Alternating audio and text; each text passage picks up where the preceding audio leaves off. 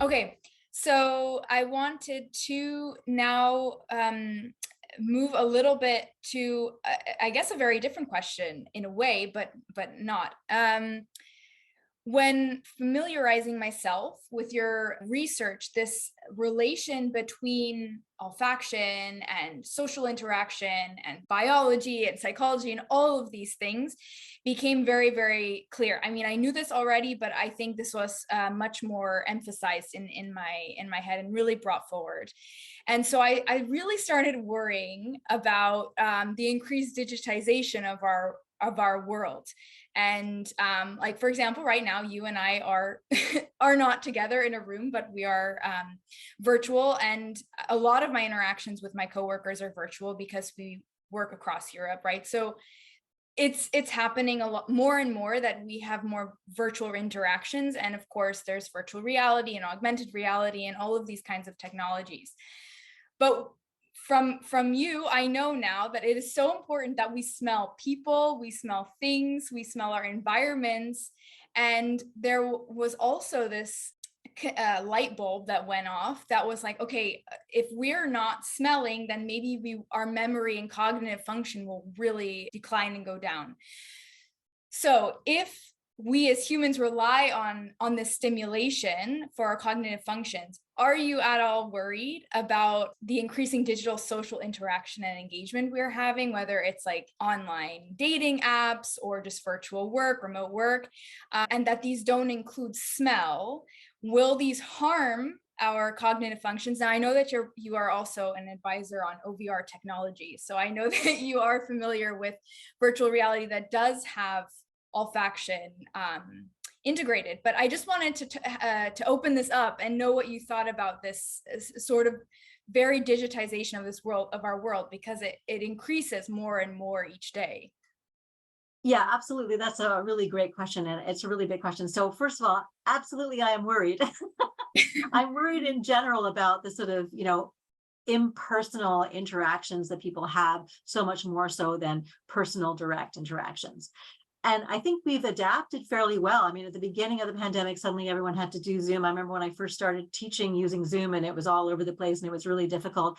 But we've adapted in a very short time to being very skilled at it, to getting nearly as much out of virtual sort of interactions as we do, or at least we think we do, from interpersonal direct physical interactions. But it is still definitely missing a whole set of nuanced levels of experience. I mean, for one, we're definitely missing the smells that we're either not sharing because we're not in the same room. So we're not both smelling like somebody's baking something next door and you can smell it and I can't, or whatever the case might be.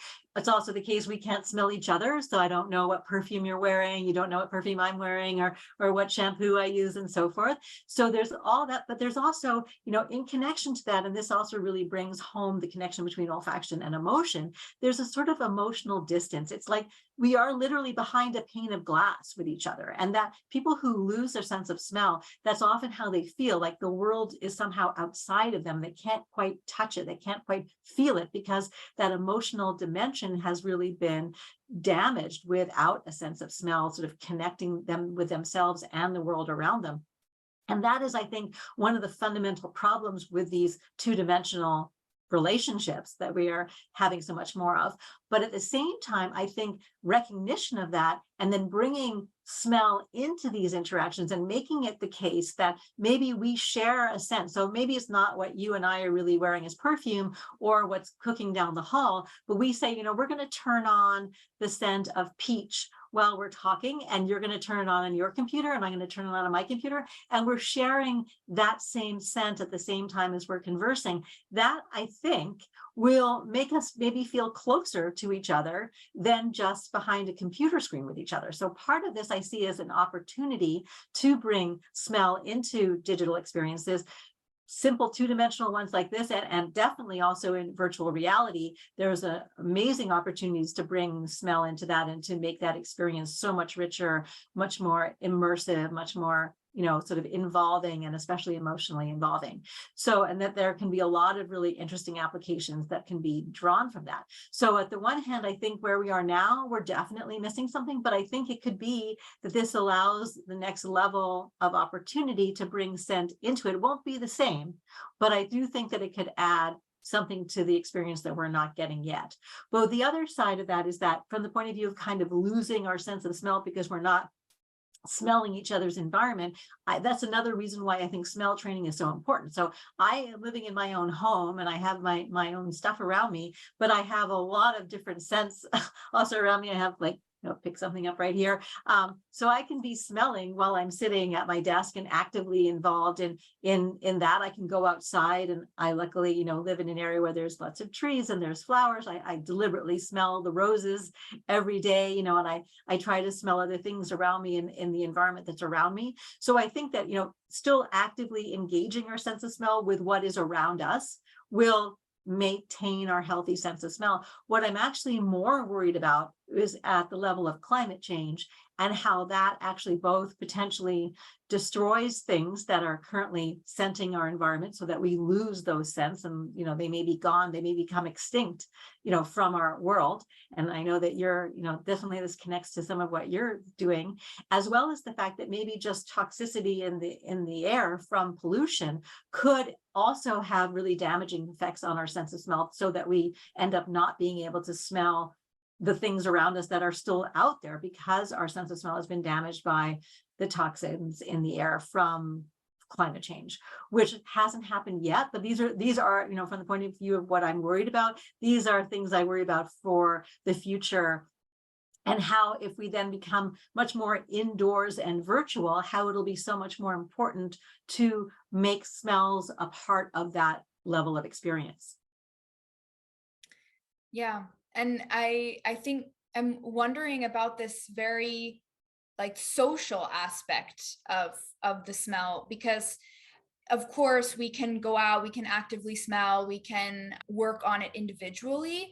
But I think especially with the increasing social media interactions, like you can see that people attack each other on social media very, very often. And I sometimes have this wonder in my head, like, is it because we're not in person, like smelling that person? No, we're kind of like, we have this, yeah, it's so impersonal, right? We have such a barrier.